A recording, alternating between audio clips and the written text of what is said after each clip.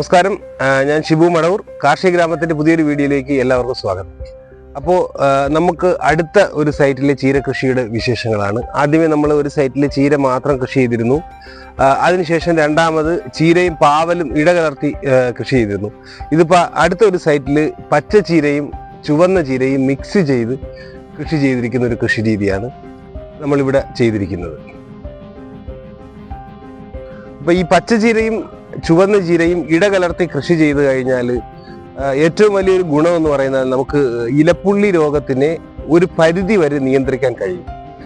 ഇപ്പോൾ ചെറിയൊരു മഴയും കാര്യങ്ങളൊക്കെ ഉണ്ടായിരുന്നു. സാധാരണ ഈ മഴ സമയത്തൊക്കെയാണ് കൂടുതലായിട്ട് ഇലപ്പുള്ളി രോഗം വരാറുള്ളത്.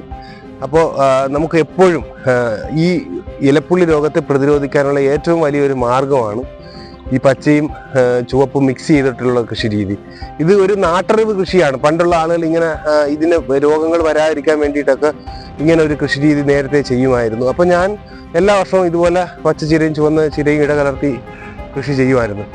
അതുപോലെ തന്നെ നമുക്ക് വേറൊരു ഗുണം എന്ന് പറയുന്നത്, ഇപ്പോൾ ഇത് പച്ചയും ചുവപ്പും ഇടകലർത്തി കൃഷി ചെയ്യുക എന്ന് പറയുമ്പോൾ പച്ച ചീര നമുക്കിപ്പോൾ ഈ ചീര ഇട്ടിട്ട് ഇപ്പോൾ 20 ദിവസം കഴിഞ്ഞതേ ഉള്ളൂ. ഇത് നമുക്കൊരു 10 ദിവസം കൂടി കഴിയുമ്പോഴേ ഈ ചുവന്ന ചീര വെട്ടാൻ സമയമാവുകയുള്ളൂ. പക്ഷേ ഈ പച്ച ചീര നമുക്കിപ്പോൾ വിളവെടുക്കാൻ സമയമായിട്ടുണ്ട്. നല്ല രീതിയിൽ പുഷ്ടിയായിട്ട് പച്ചച്ചീര മുമ്പേ തന്നെ നമുക്ക് വെട്ടാൻ പറ്റും. ഒരു 20-22 ദിവസം കഴിയുമ്പോൾ പച്ചച്ചീര നമുക്ക് വിളവെടുക്കാം. അതിനുശേഷം നമുക്ക് നല്ല രീതിയിൽ വേണമെന്നുണ്ടെങ്കിൽ കുറച്ച് ചാണകത്തിൻ്റെ സ്ലറിയോ എല്ലാം കൊടുത്തു കഴിഞ്ഞാൽ ചുവന്ന ചീര കുറച്ചുകൂടെ ഗ്രോത്ത് ആയിട്ട് വരികയും ചെയ്യും. അപ്പോൾ ഇങ്ങനത്തെ ഒരു കൃഷി രീതി നമുക്ക് വളരെ ലാഭമായിട്ട് ചെയ്യാൻ പറ്റുന്ന ഒരു കൃഷി രീതിയാണ്. ഡിസംബർ മാസം മുതലാണ് സാധാരണയായി ഞാൻ ചീരകൃഷി ആരംഭിക്കുന്നത്.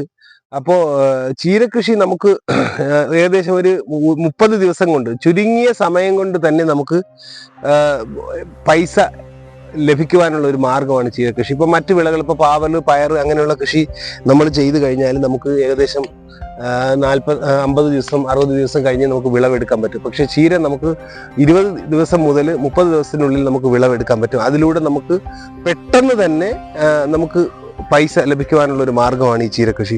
അതുപോലെ തന്നെ നമുക്ക് ഈ ചീര വിൽക്കുവാൻ നമുക്കിപ്പോൾ എന്നെ സംബന്ധിച്ചിടത്തോളം നമ്മുടെ മടവൂർ കാർഷിക കൂട്ടായ്മയുടെ കാർഷിക വിപണി വഴി നമുക്ക് നല്ല രീതിയിലൊരു സെയിൽ ചീരയ്ക്ക് ഉണ്ട്. അപ്പോൾ മാത്രമല്ല, ഒരു കിലോ ചീര ഞങ്ങൾ വിപണിയിൽ 40 രൂപയ്ക്കാണ് ഞങ്ങൾ വിൽക്കുന്നത്.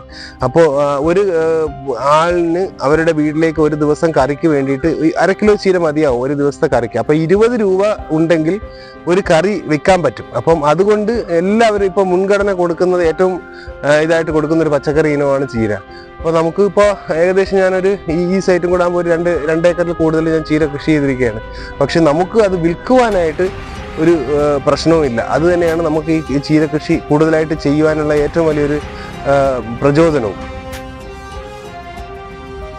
നമുക്ക് ഈ പച്ചച്ചീര വിളവെടുക്കാൻ സമയമായിട്ടുണ്ട്. കണ്ടോ, ഇത് കണ്ടോ, നല്ല ഗ്രോത്ത് ആയിട്ട് വന്നിട്ടുണ്ട്, നല്ല ചീരയാണ്.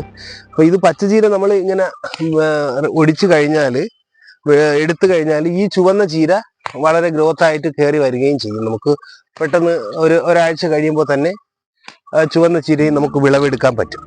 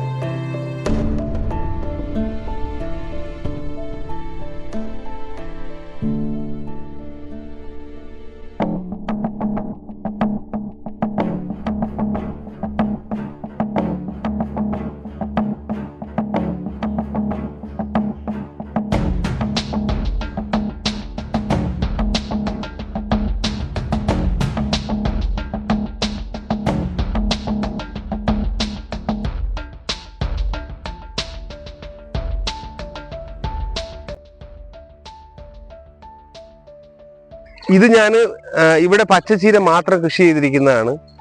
പച്ചച്ചീര കൃഷി ചെയ്ത് കഴിഞ്ഞാൽ നമുക്കൊരു 20 ദിവസം മുതൽ 25 ദിവസത്തിനുള്ളിൽ തന്നെ നമുക്ക് വിളവെടുക്കാൻ പറ്റും. അപ്പോൾ കുറഞ്ഞ ഒരു സമയത്തിനുള്ളിൽ നമുക്ക് വിളവെടുക്കാൻ പറ്റിയ ഒരു ഇനമാണ് പച്ചച്ചീര. അപ്പോൾ ഇത് കൃഷി ചെയ്ത് കഴിഞ്ഞാൽ നമുക്ക് വളരെ ലാഭകരമായിട്ട്, അപ്പോൾ അത് ഒരു ഒരു കൃഷി കഴിഞ്ഞ് അടുത്തൊരു 20 ദിവസം കഴിയുമ്പോൾ തന്നെ വീണ്ടും ചെയ്യാൻ പറ്റും. അങ്ങനെ നമുക്ക് ലാഭകരമായിട്ട് തന്നെ ഈ പച്ചച്ചീര കൃഷി ചെയ്യാൻ പറ്റും. അതുപോലെ കൃഷിക്ക് നമുക്ക് ചീര കൃഷിക്ക് നമുക്ക് ഏറ്റവും അഭികാമ്യമായ ഒരു ഘടകമാണ് വെള്ളം. അപ്പോൾ ഇവിടെ നമുക്ക് ദൈവാനുഗ്രഹം കൊണ്ട് വെള്ളം പറ്റത്തില്ല. ഞാൻ തടയണ കെട്ടി വെള്ളം ഇട്ടിരിക്കുകയാണ്. അപ്പോൾ രാവിലെയും വൈകുന്നേരം 2 നേരം ചീരയ്ക്ക് വെള്ളം ഒഴിച്ചു കഴിഞ്ഞാൽ ചീര നല്ല ഗ്രോത്ത് ആയിട്ട് വരികയും നമുക്ക് പെട്ടെന്ന് തന്നെ വിളവെടുക്കാൻ കഴിയുകയും ചെയ്യും. നല്ല പുഷ്ടിയായിട്ട് വളരുകയും ചെയ്യും. അപ്പോൾ ഇതൊക്കെയാണ് നമ്മുടെ ചീരകൃഷിയുടെ വിശേഷങ്ങൾ. ഈ വീഡിയോ നിങ്ങൾക്ക് ഇഷ്ടപ്പെട്ടെങ്കിൽ ലൈക്ക് ചെയ്യുക, ഷെയർ ചെയ്യുക.